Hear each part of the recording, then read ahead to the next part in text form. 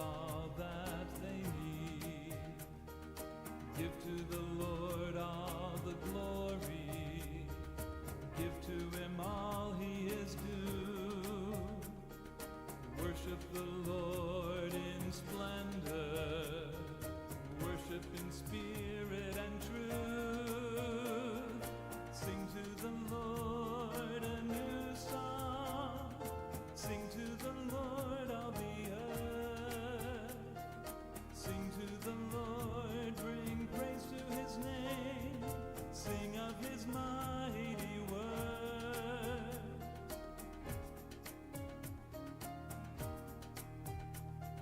Spread it among the nations. The Lord is the one who reigns. The heavens rejoice, the whole earth is glad at the sounding of his holy name.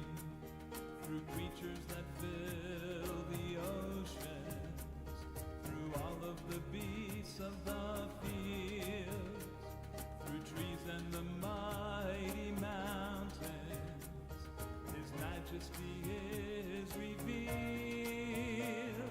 Sing to the Lord a new song. Sing to the Lord all the earth. Sing to the Lord, bring praise to his name. Sing of his mighty works. Sing to the Lord a new song. Sing to the Lord all the earth. Sing to the Lord, bring praise to his name. Sing of his mighty works. Great is the Lord and worthy of praise.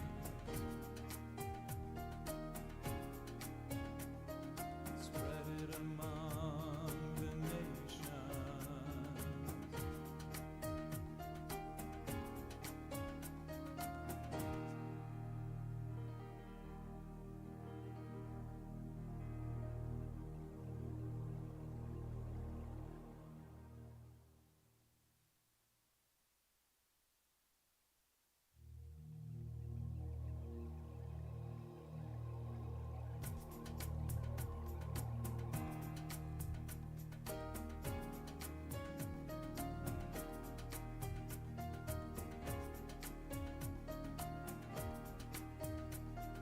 Sing to the Lord a new song. Sing to the Lord all the earth. Sing to the Lord, bring praise to his name. Sing of his mighty works.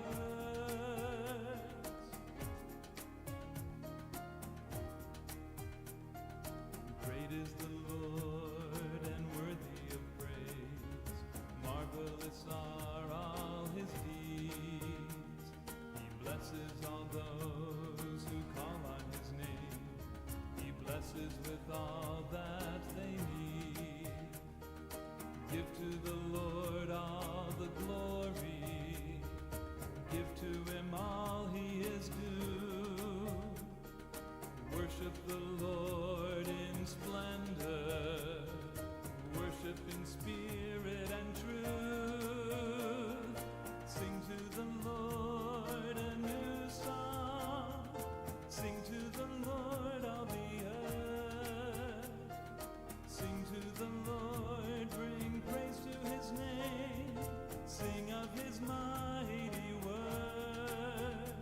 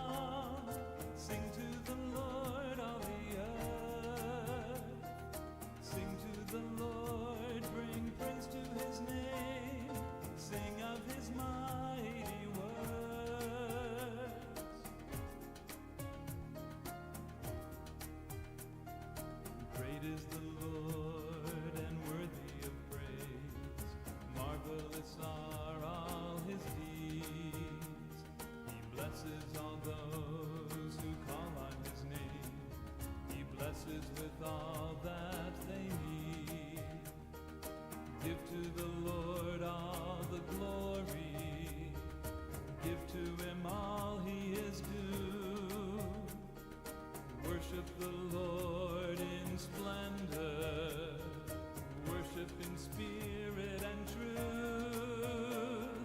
Sing to the Lord a new song. Sing to the Lord all the earth. Sing to the Lord, bring praise to his name. Sing of his mighty word.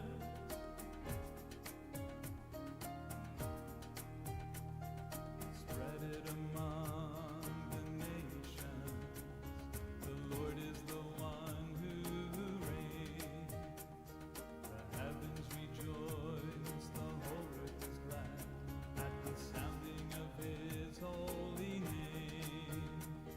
Through creatures that fill the oceans, through all of the beasts of the fields, through trees and the mighty mountains, his majesty is revealed.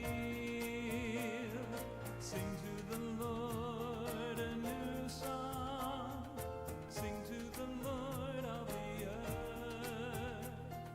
Sing to the Lord, bring praise to his name. Sing of his mighty works. Sing to the Lord a new song. Sing to the Lord all the earth. Sing to the Lord, bring praise to his name. Sing of his mighty works. Great is the Lord and worthy of praise.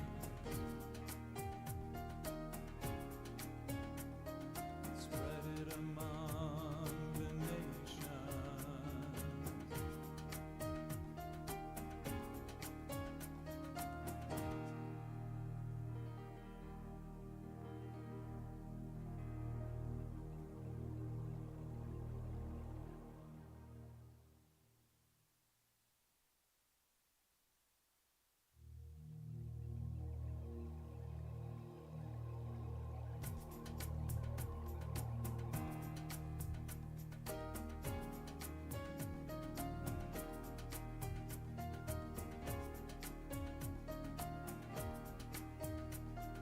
Sing to the Lord a new song.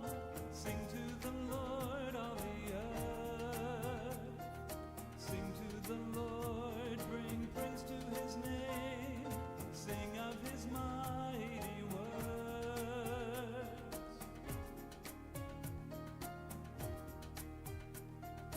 Great is the Lord and worthy of praise. Marvelous are all his deeds. He blesses all those who call on his name.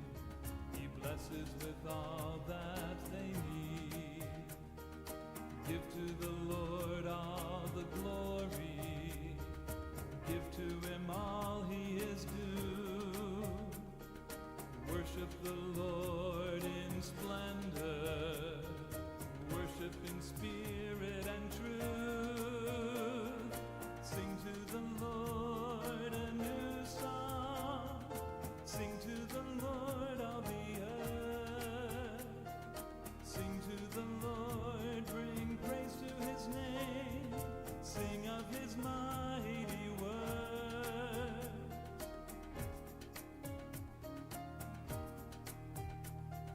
Spread it among the nations.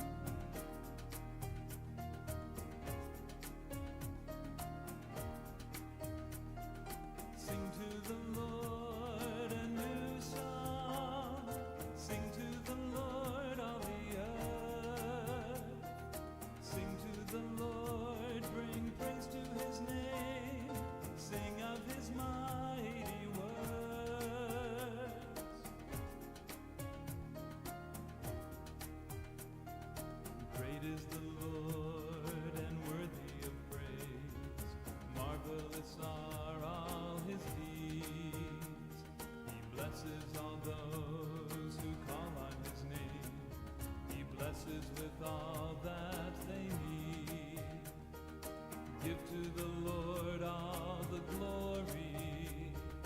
Give to him all he is due. Worship the Lord in splendor. Worship in spirit and truth. Sing to the Lord a new song.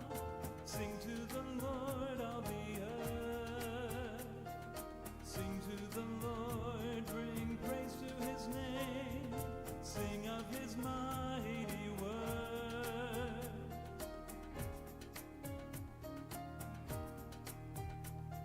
Spread it among the nations. The Lord is the one who reigns. The heavens rejoice, the whole earth is glad at the sounding of his holy name. Through creatures that fill the oceans, through all of the beasts of the fields, through trees and the mighty mountains, his majesty is revealed. Sing to the Lord a new song. Sing to the Lord all the earth. Sing to the Lord, bring praise to his name. Sing of his mighty words. Sing to the Lord a new song. Sing to the Lord all the earth. Sing to the Lord, bring praise to his name. Sing of his mighty words. Great is the Lord and worthy of praise. Spread it among the nations.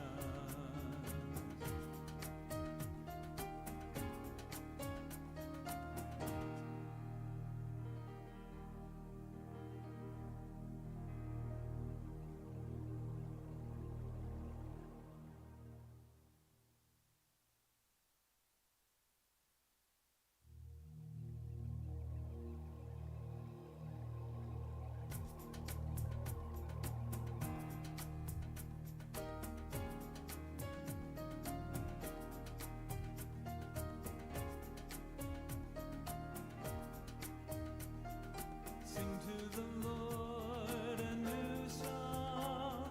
Sing to the Lord all the earth. Sing to the Lord, bring praise to his name. Sing of his mighty words.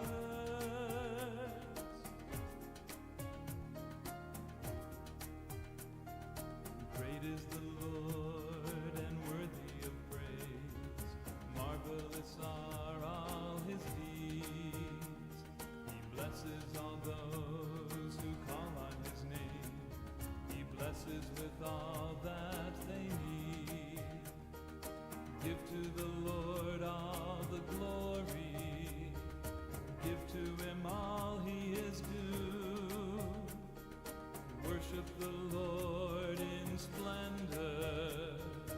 Worship in spirit and truth. Sing to the Lord a new song. Sing to the Lord all the earth. Sing to the Lord, bring praise to his name. Sing of his mighty word.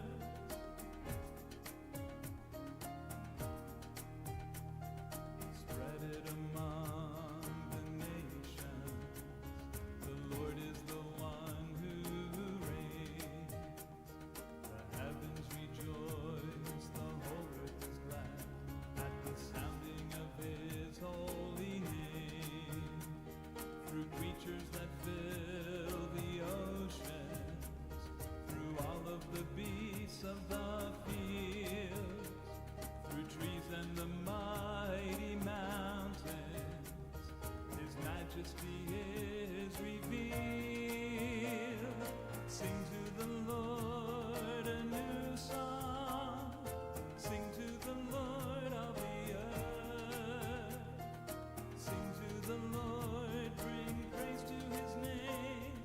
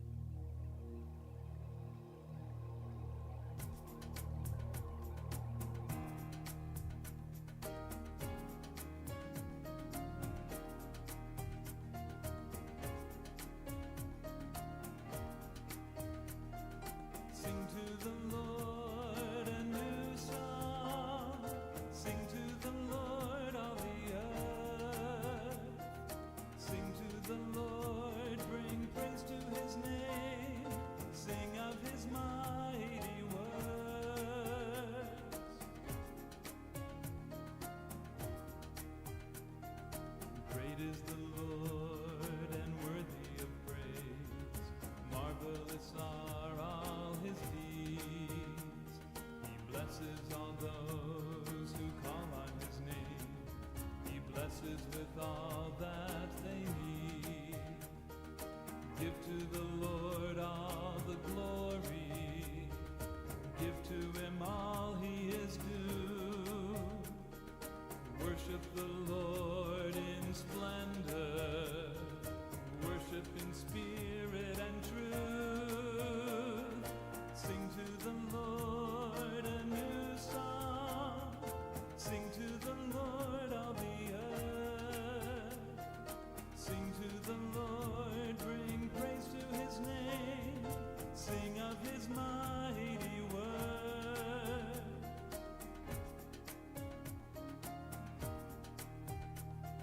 Spread it among the nations. The Lord is the one who reigns.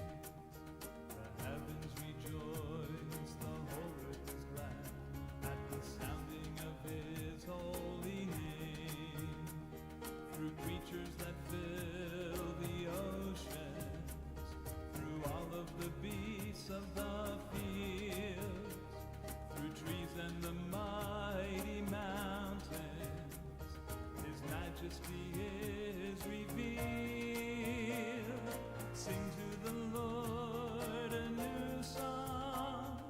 Sing to the Lord all the earth. Sing to the Lord, bring praise to his name.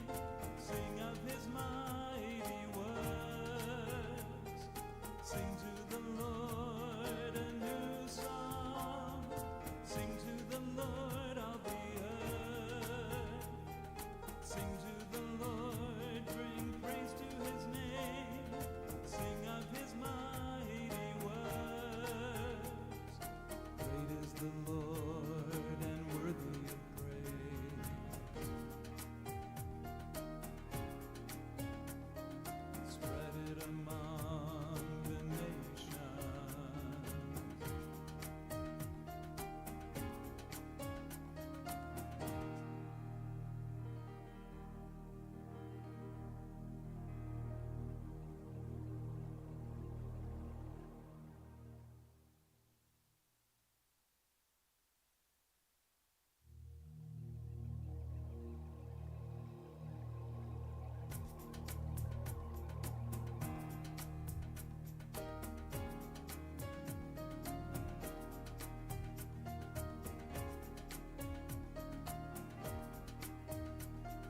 Sing to the Lord a new song.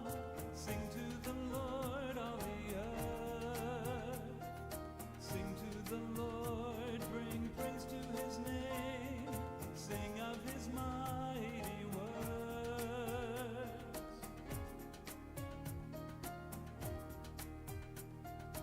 Great is the Lord and worthy of praise. Marvelous are all his deeds. He blesses all those who call on his name. He blesses with all that they need. Give to the Lord all the glory. Give to him all he is due. Worship the Lord in splendor. Worship in spirit and truth. Sing to the Lord a new song. Sing to the Lord all the earth. Sing to the Lord, bring praise to his name. Sing of his mighty word.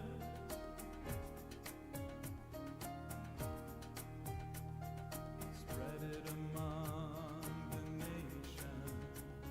The Lord is the one who reigns. The heavens rejoice, the whole earth is glad at the sounding of his holy name. Through creatures that fill the ocean,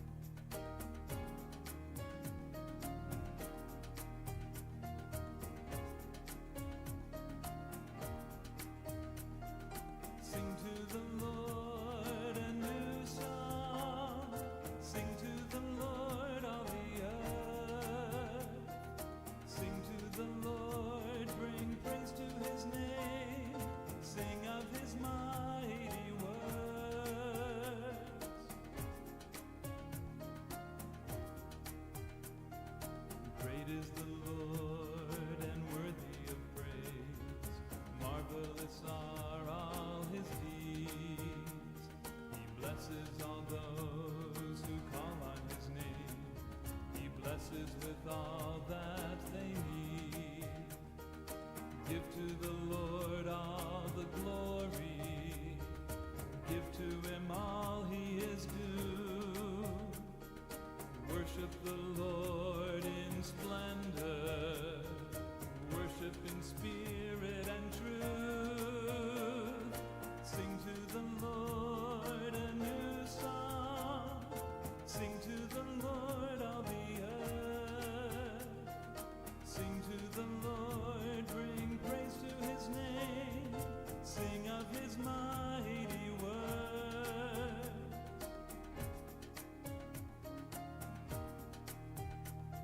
Spread it among the nations. The Lord is the one who reigns. The heavens rejoice, the whole earth is glad at the sounding of his holy name. Through creatures that fill the oceans, through all of the beasts of the fields, through trees and the mighty mountains, his majesty is revealed. Sing to the Lord a new song. Sing to the Lord all the earth. Sing to the Lord, bring praise to his name. Sing of his mighty words. Sing to the Lord a new song. Sing to the Lord all the earth. Sing to the Lord, bring praise to his name. Sing of his mighty words. Great is the Lord and worthy of praise. Spread it among the nations.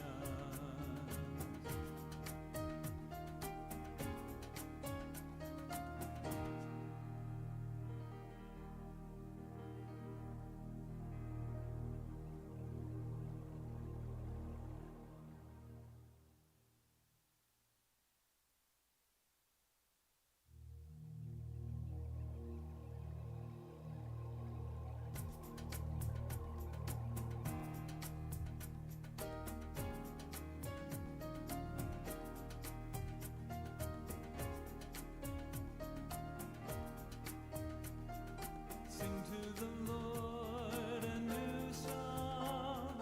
Sing to the Lord all the earth. Sing to the Lord, bring praise to his name. Sing of his mighty words.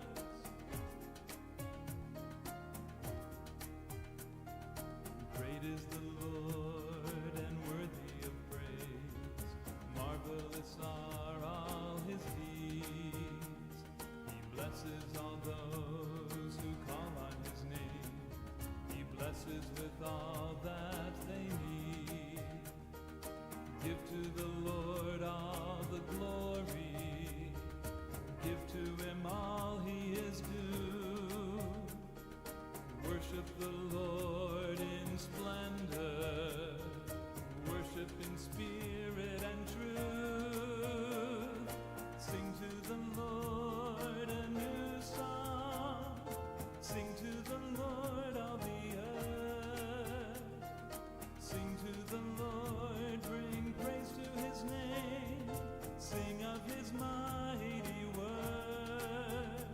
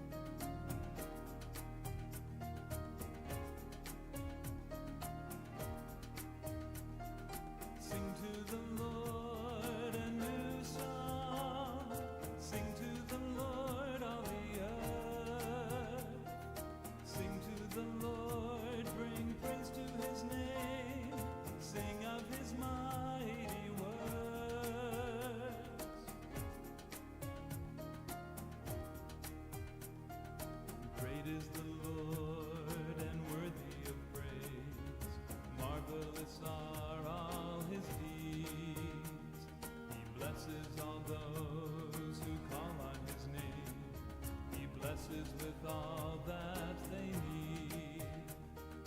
Give to the Lord all the glory. Give to him all he is due.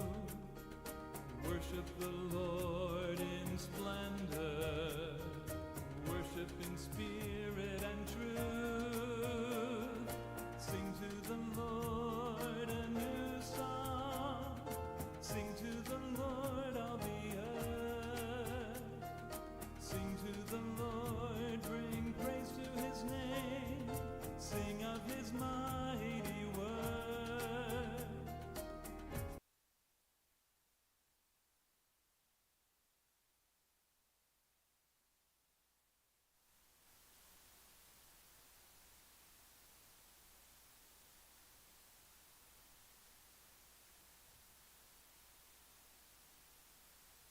Yeah, by the church, by the Coastal Baptist Church. I got it right. I stopped at the dollar store. So they said, I want to start walking like this. Oh, you like energy to do that at night? But be careful, you need to have a flashlight. Oh, I got a Oh, flat. reflector or something. Oh, yeah. I stay off that road. Because there's no show nobody going up there on the grassy part. Oh, okay. Yeah, you have to, there's a walk. I ain't walking on that road. Oh, yeah. Yeah. You can now have this shed over. Man, you too much. I'm so glad you do that for me.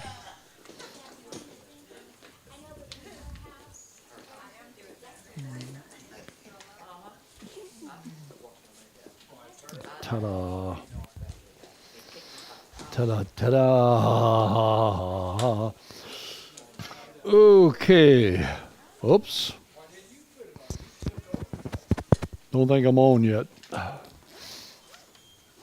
But we're working. Nope. Oops. I think it came on. Okay, so how many people did their homework? Oh, don't even remember, huh?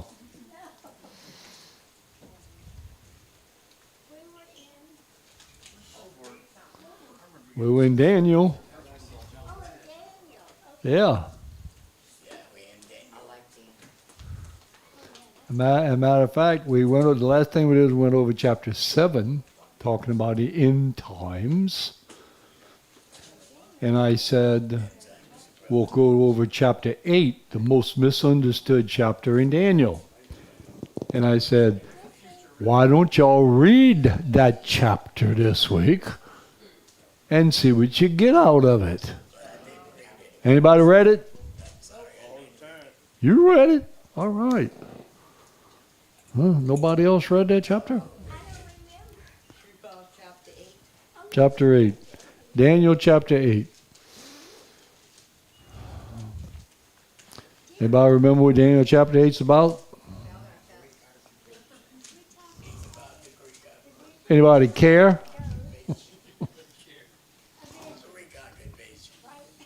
Huh? It's about a vision. No. Well, yeah, it's about a vision. Kind of, sort of.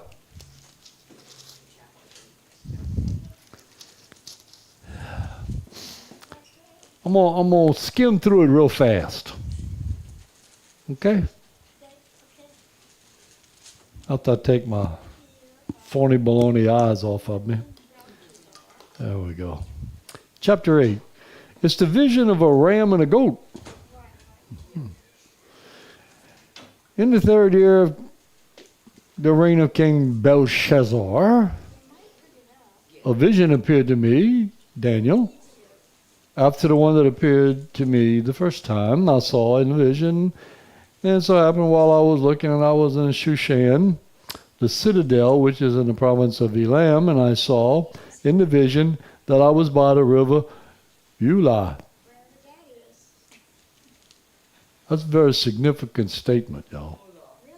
Ula, Ulai, Ule, Eula. I don't care what you call it.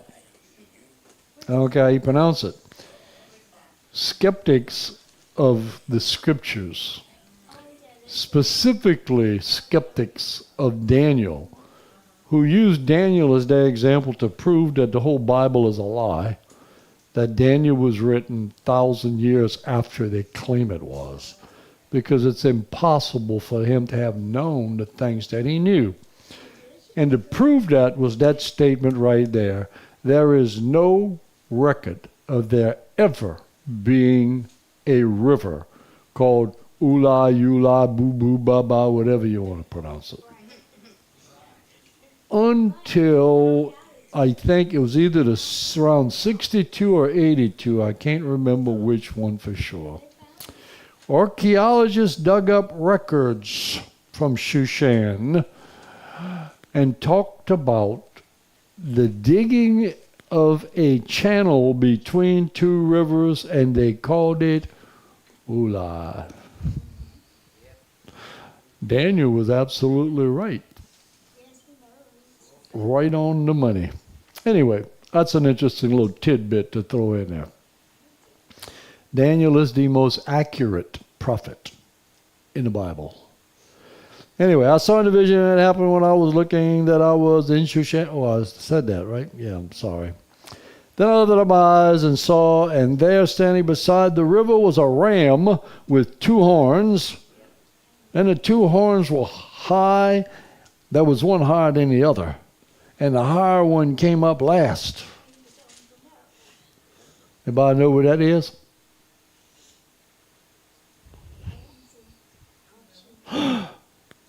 The ram was the battle flag, if you will, of the Medes and the Persians. The 2 horns represented the 2 nationalities, the Medes and the Persians. The first horn were the Medes. Darius was a Mede. He's the one that set the Jews free to go back.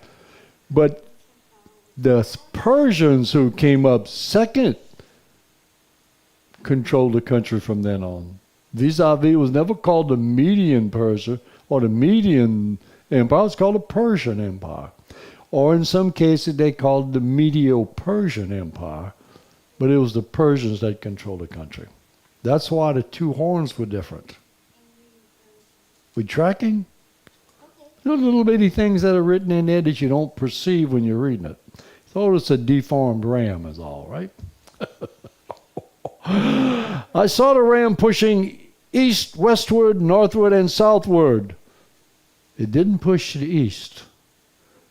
Now, if you happen to go and study history, you'll see that the Medo-Persian Empire, or the Persian Empire for that matter, stretched to the north, to the south, and to the west.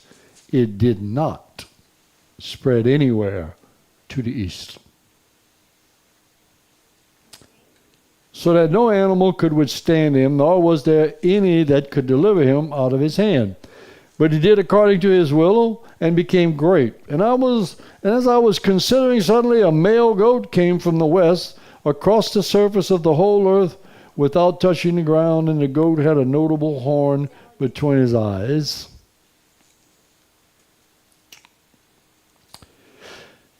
Then he came to the ram that had 2 horns, which I had seen standing beside the river, and ran at him with furious power.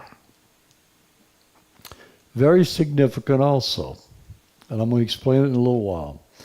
When I saw him confronting the ram, he was moved with rage against him, attacked the ram and broke his 2 horns. There was no power in the ram to withstand him, but he cast him down to the ground and trampled him, and there was no one that could deliver the ram from his hand. Therefore the male goat grew very great, but when it became strong, the large horn was broken, and in place of it 4 notable ones came up toward the 4 winds of heaven. All right, you ought to know who that is, right? That's Alexander the Great. The goat was their battle flag, in case you want to go back and read your history. That was their mascot, if you will, a goat. The prominent horn, of course, was Alexander, considered by many historians to have been the greatest military genius that ever existed. At such a young age, conquered the known world. But it's very notable how furious he was with the ram. And I told you all that last week. Why he took such vengeance against the Persians. Because it was Xerxes, the Persian king, who went up there and slaughtered those people, the Spartans. See how you see little bits of all of this in history, but they never explain to you what they are or why. Everybody knows about Spartacus and the Spartans, well, our brave Spartans, yes. But nobody ever explains to you the significance for who they were, who was it that did this, and why. Anyway, and I said evidently it was important. It was even in school. yeah, it was important, but it was not. It still wasn't explained in the degree that it needed to be. And of course, Alexander was a young man, and Alexander would have conquered a lot more. He was moving into India. I dare say he would have taken India. He probably would have moved into China. But his soldiers were fed up. They didn't want to fight anymore. They had enough. So he had nothing left to look forward to. Started drinking, and he died at a very young age. That's why that big prominent horn fell off. The 4 horns that came off were not his children, they were his generals. Yeah. They divided the kingdom into 4. The Greek, the northern, the southern kingdom, and the eastern, because he did go to the east. In any case, the rest of this chapter, as we'll see, deals with 2 of these, not so much the other 2. Let's see, where did I stop at? Great, yeah, verse 9. Huh? And out of the one of them came a little horn, which grew exceedingly great toward the south, toward the east, and toward the glorious land. That being Israel. The south being Egypt. Okay? And the east, of course, is the Syria, all those areas. Well,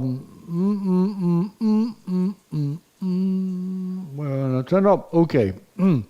And grew a host of heaven, and he cast down some of the host and some of the stars to the ground and trampled them. You know, you get into reading this and you're thinking about, there's a section in the book of Revelation where the devil was cast out and it took 1/3 of the angels out and some of the stars were wiped.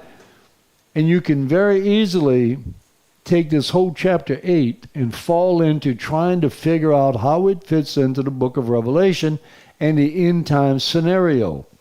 And if you do, you'll drive yourself nuts, because it's got absolutely nothing to do with that. It is a very confusing chapter. I'm not going to read the whole thing because it's a back and forth between the king in the north, which would have been where Assyria was. The king in the south would have been Egypt. And they were continually fighting with each other and crossing Israel.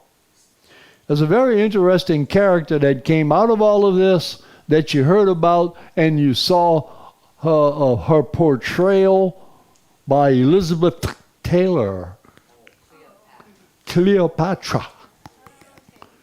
Bet you didn't know Cleopatra was a Greek, huh? She was not an Egyptian. Anyway, we're not going to get into all the details about that. The whole point of this is, this entire chapter, because I went over this so many times, bugged me to death, till I got the information I needed to put it together and realize we are talking about what prompted and brought about the Maccabean Wars. and the horrible king, Greek king, who came into Jerusalem and desecrated the Holy of Holies and proclaimed himself to be God, and sacrificed a pig on the altar, which thus desecrated. And Judas Maccabees, in case you don't know who he was, that's why they call it the Maccabean Wars. Judas Maccabees was a priest. He wasn't in Jerusalem. He was in one outlying cities. And the Greek in charge that were in control of Israel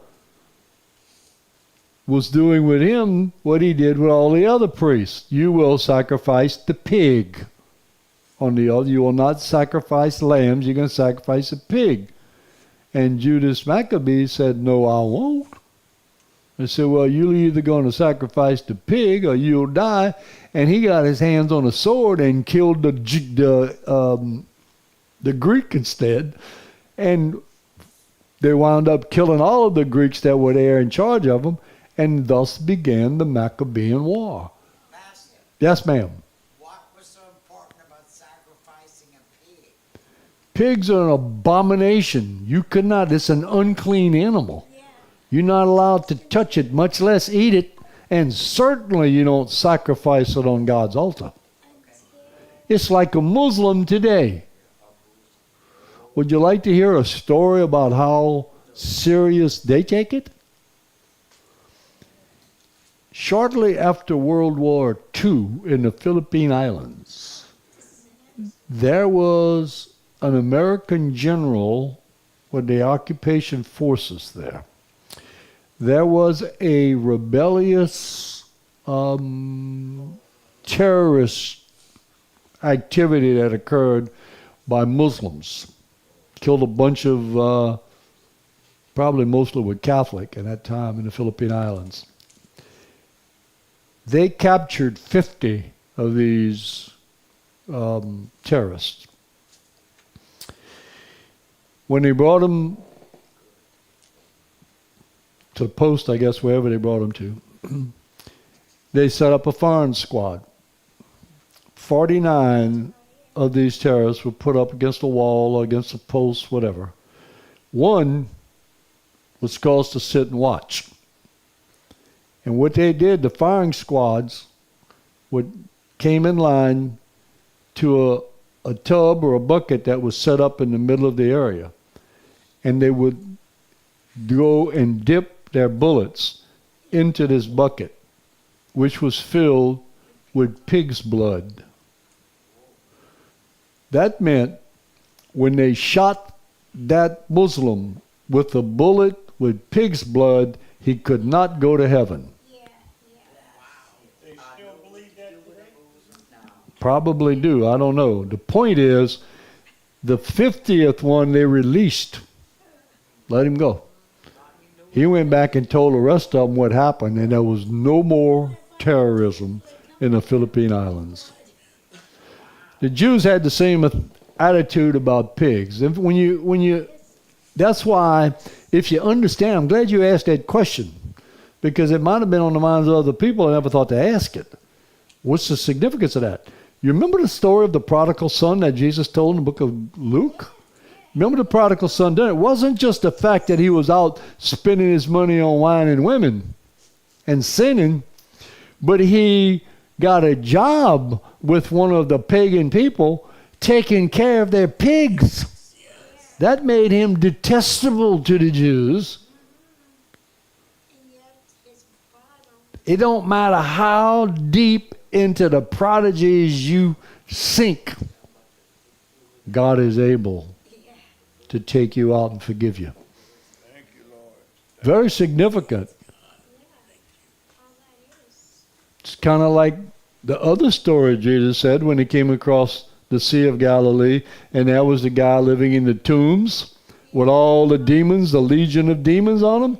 And they said, don't send us into the abyss, please. Send us into the swine, the pigs.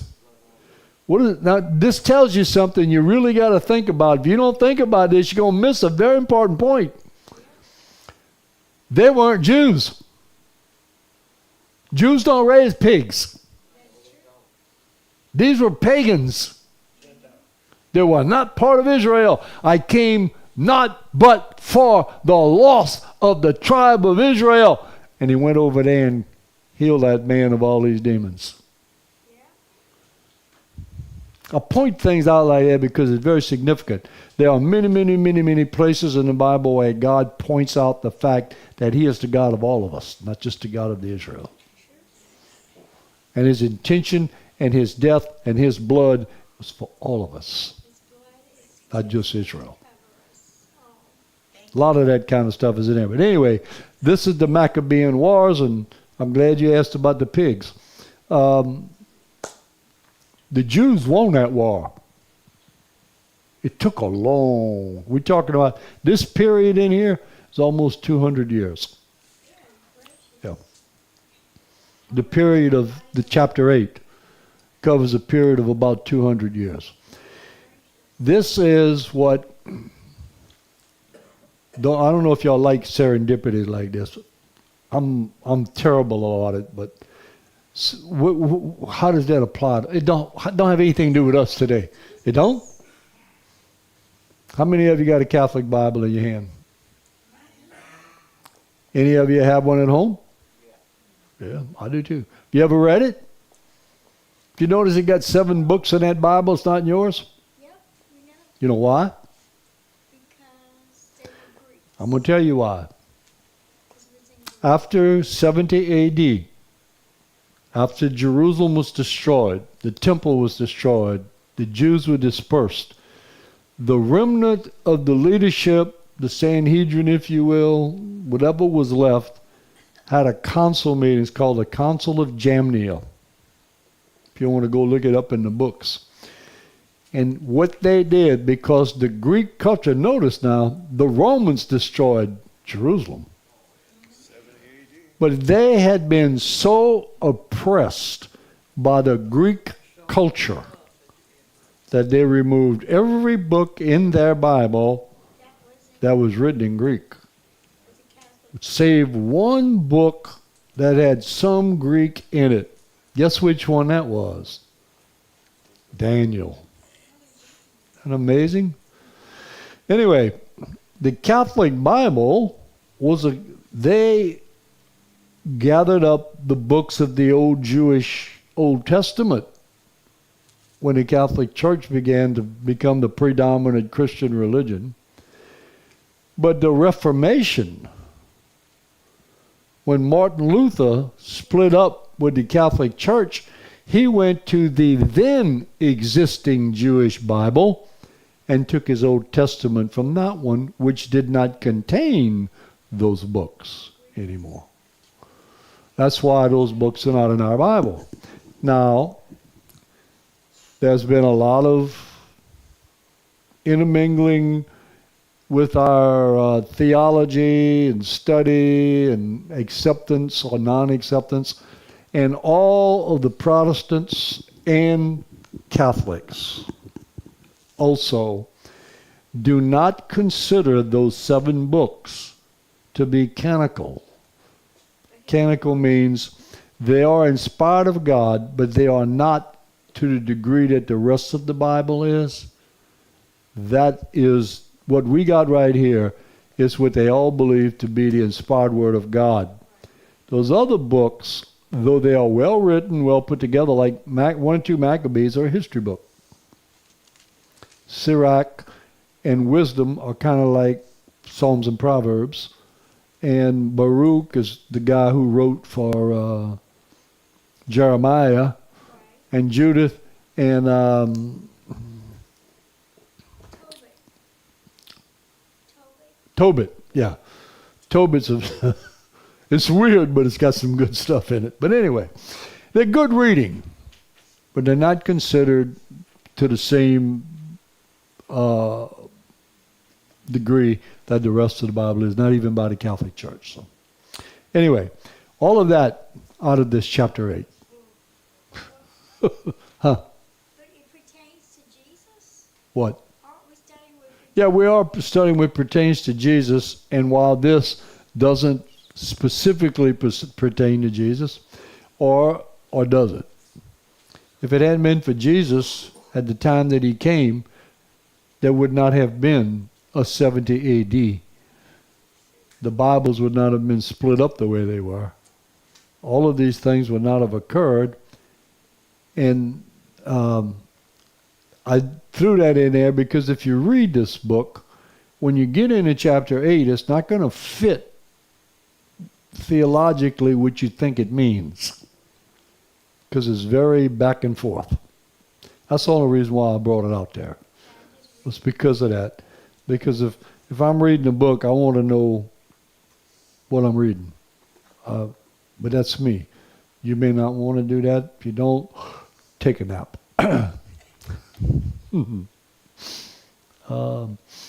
Okay. Any questions about chapter 8? Think more y'all want to know other than Cleopatra and Mark Antony and all that stuff? We don't want to know about it. Y'all don't want to know about that. Yes, ma'am. Okay. About the movement, okay?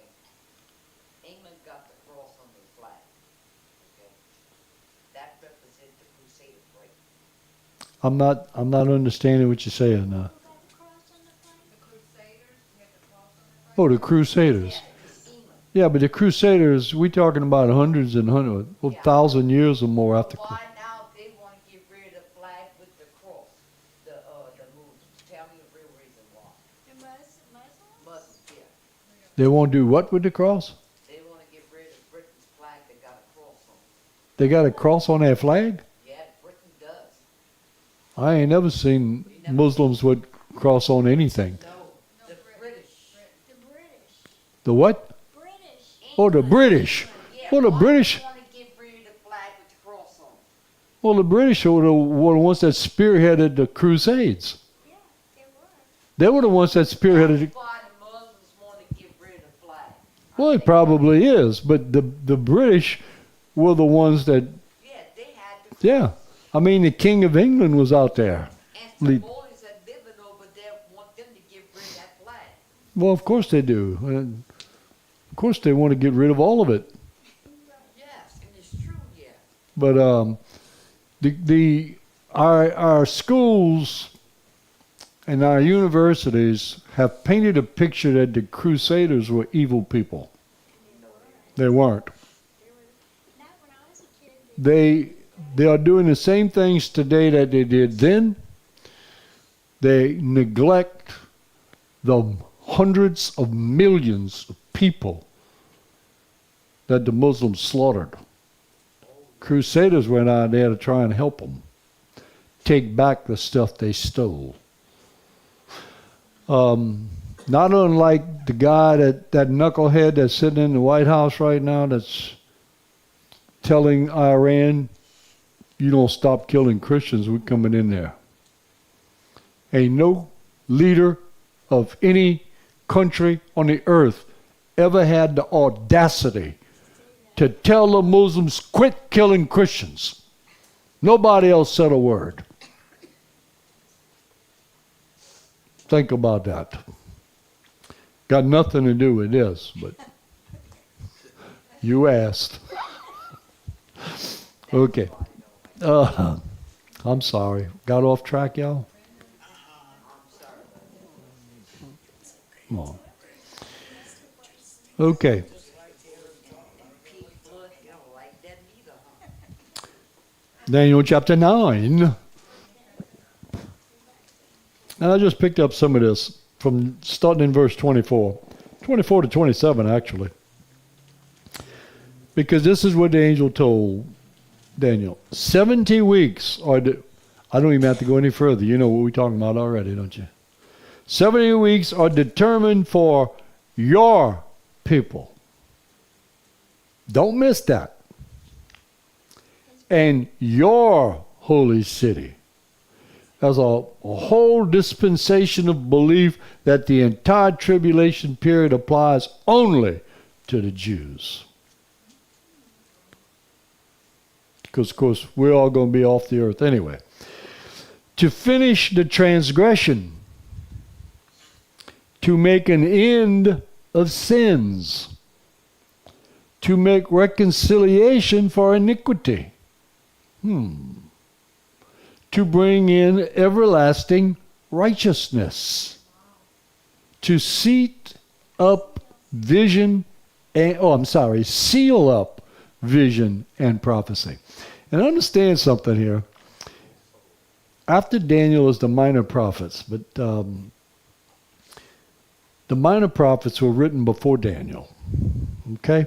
So if you look at the Bible, you can't look at the way it's set up as a chronological.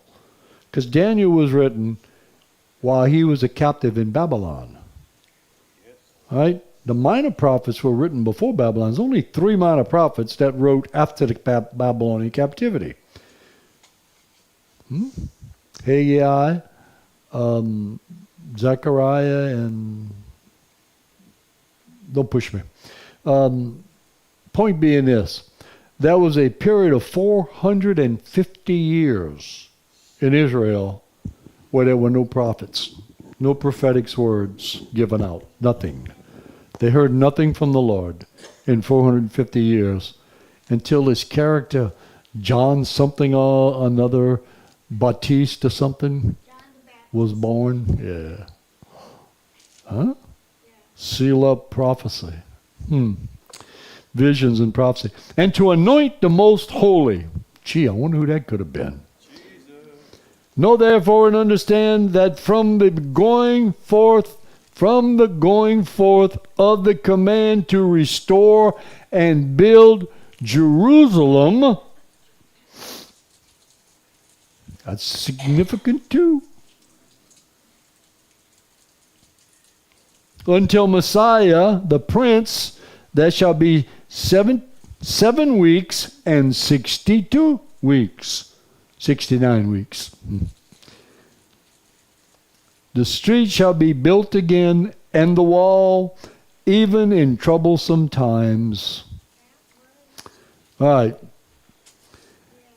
And after the 62 weeks, Messiah shall be cut off, but not for himself. And the people of the Prince who is to come, y'all know who that is, right? Antichrist, shall destroy the city and the sanctuary. Wait, put brakes on. The Antichrist wasn't there to destroy the city of Jerusalem. Huh? It didn't say that the Antichrist would destroy it. It said the people of the Prince who is to come, the Romans. You're right. The Romans would destroy. Because the prince that is to come is coming from the old Roman Empire. Okay? The end of it shall be with a flood. That would take some real study. But it's not over yet either. Is it? Until the end of the war, desolations are determined. Then he shall confirm a covenant with many for 1 week. Who's he? I'm talking about the Antichrist. Now we got the Antichrist. He will confer a covenant with many for 1 week. But in the middle of the week, 3.5 years,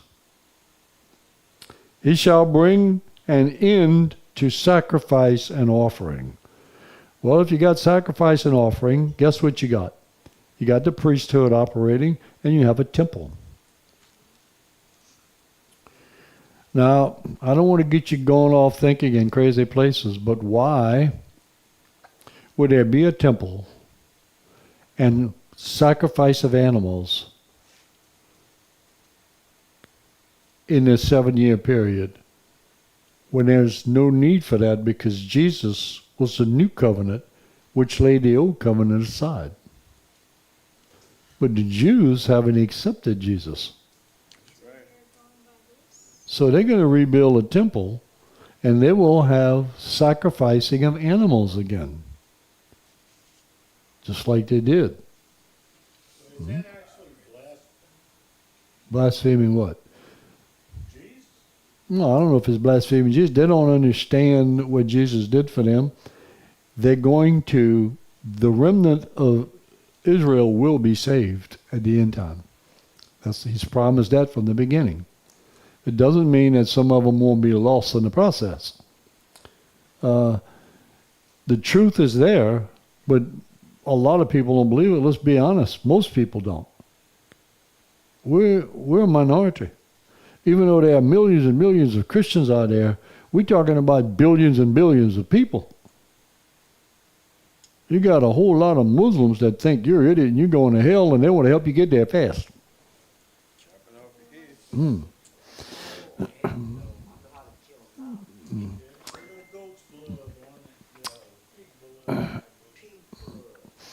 And on the wing of abominations shall be one who makes desolate, even until the consummation which is determined is poured out on the desolate.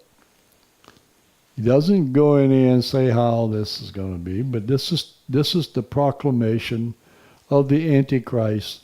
You got to understand something about the whole eschatology of the book of Revelation. When the Antichrist appears, you think he's going to be a horrible person. He won't. Sweet talker. He's going to be one of the most lovable people that anyone has ever run across. He will give the world what it craves the most. Peace. Absolute peace. He will bring the Muslims and the Jews together without confrontation. They can build a temple and sacrifice there. They can practice the Jewish religion openly right there in Israel. And there'll be peace all over the world. And he will be a very charismatic and a very nice, lovable person. And he'll fool almost the entire world. For 3.5 years. At 3.5 years, he's going to show you who he really is. Of course, by that time, you're up the creek. If you've been following this knucklehead. That's why Jesus was very specific in every one of the Gospels when he spoke of the end times. Be not deceived. Repent. He's going to come as an angel of light, doing good.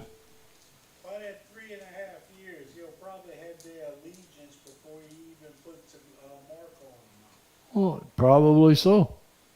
That's why they'll take the mark so readily. How could he be doing anything wrong or evil? But he is. He is. Fortunately, I'm going to be watching from up there with the Lord. Oh, look what he's doing now, Lord. Let's go get him. Me too. You too, yeah.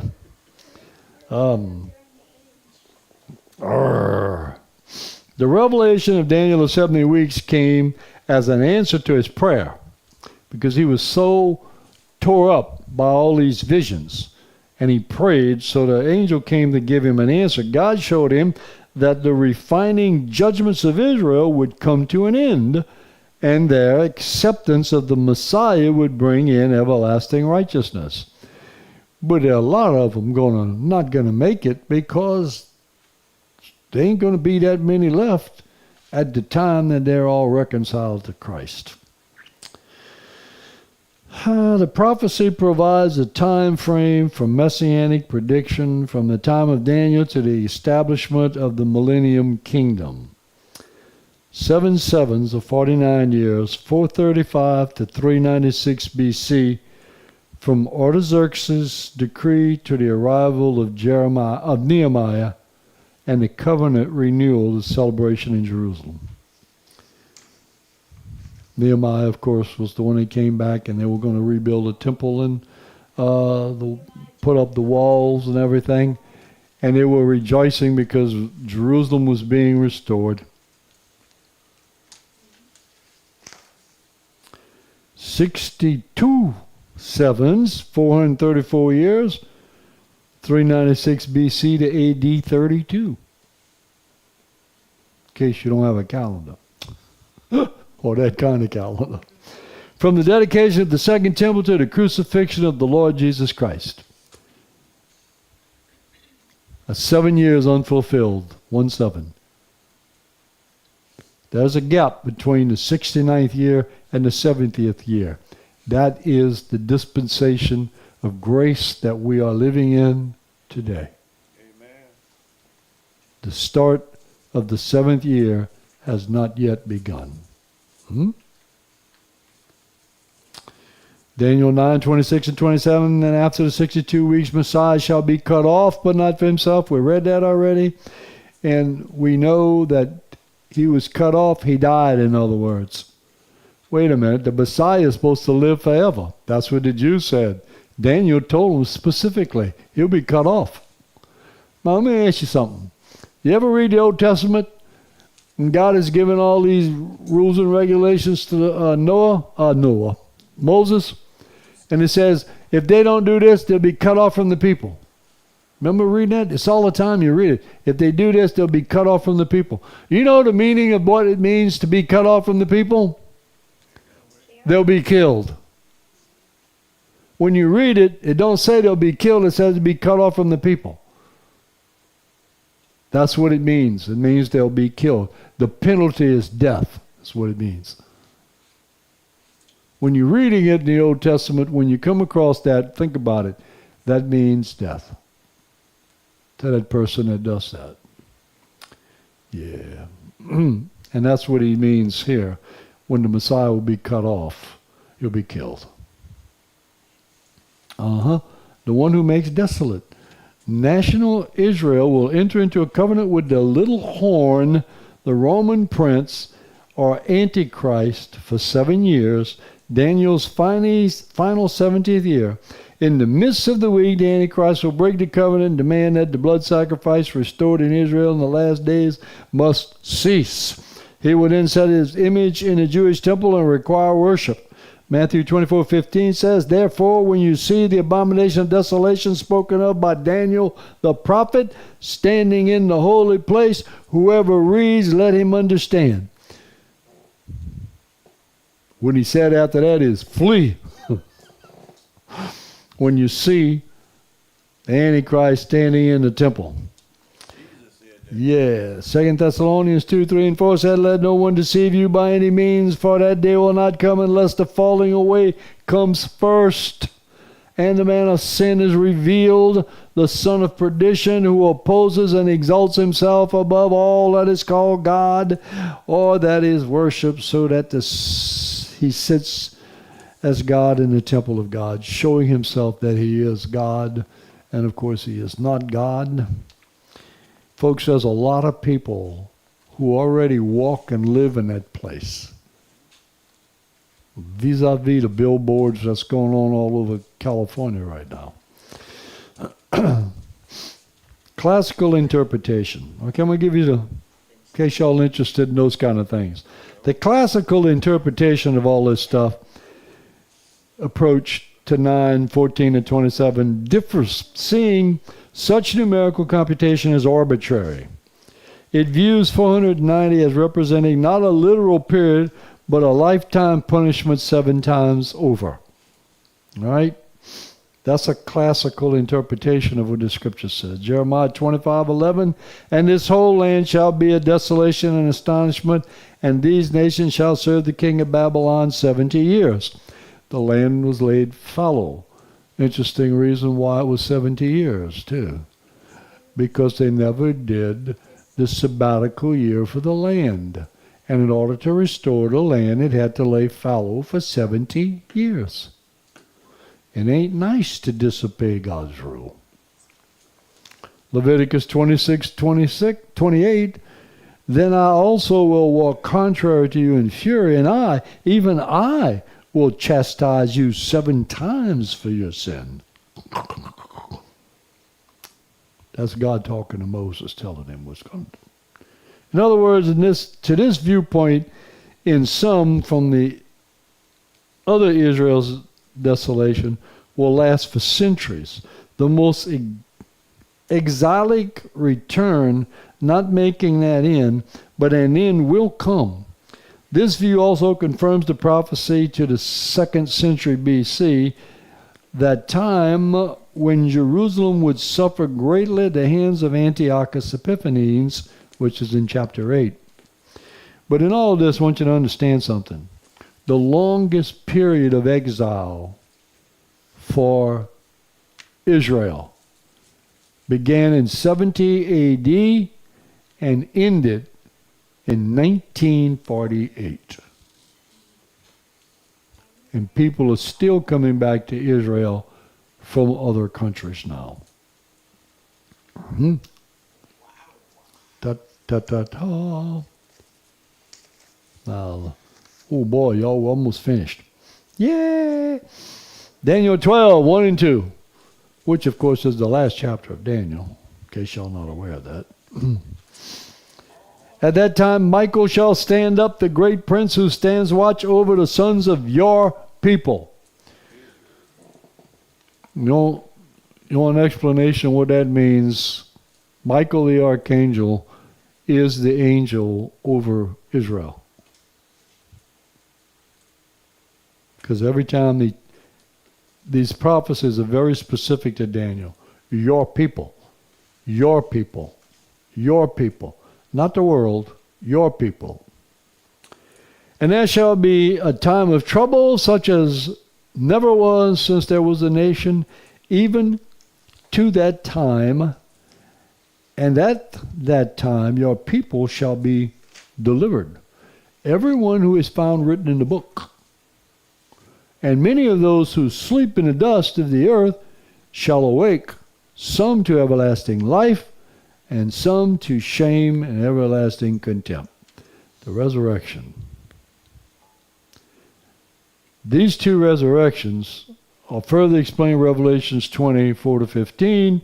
The first resurrection takes place before the millennium, the second after the millennium, just prior to the great white throne of judgment. And the book of Revelation says, blessed are those who are found in the first resurrection. Because all of them in the second resurrection are condemned. Not a fun thought to me. I don't want to be in the second resurrection, y'all.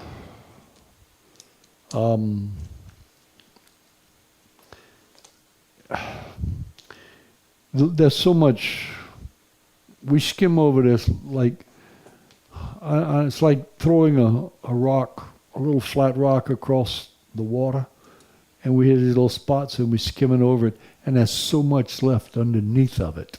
There's so much more. But my goodness, we'd be spending, if we just took Daniel, just the chapters we went over tonight, and studied them thoroughly, we'd be here the rest of the year. There's so much in these things that pertain to so much of the rest of the scripture that is still being debated by theologians constantly as to what it really and truly means, because there's so many different dispensations of belief. Really are. I mean, varied and very uniquely different as to what all of this really means. And I don't fancy myself to be of a super intelligent race that knows all of this better than they do, because I don't. I'm always reminded, whenever I think I got a handle on any of this, I'm reminded of the Jewish scholars, the Hebrew scholars, who knew the scripture so well that things like the book of Psalms were memorized, the entire book, and they still missed their Messiah. That's right. Even with that knowledge, they missed the points of the suffering he had to go through, or the fact that he would die and leave this world. They miss it completely. So attuned to the physical world and the oppression of whoever was oppressing them at the time, they were looking for a Messiah who would be a warrior and would take back control and give the Jews back their position. The position they had in David and Solomon, no nation would come against that. None. They were a very powerful nation. And they lost that. They wanted it back. Vis-a-vis, we'd feel the same way if America got destroyed. I want America back. I want it back now. Never mind it being destroyed. I think it's being destroyed from inside. But I get in a lot of trouble because I speak my mind about that, and the powers that be that are enforcing the garbage that they throw on us don't like me for saying it. Yep. Kick me out. Call security.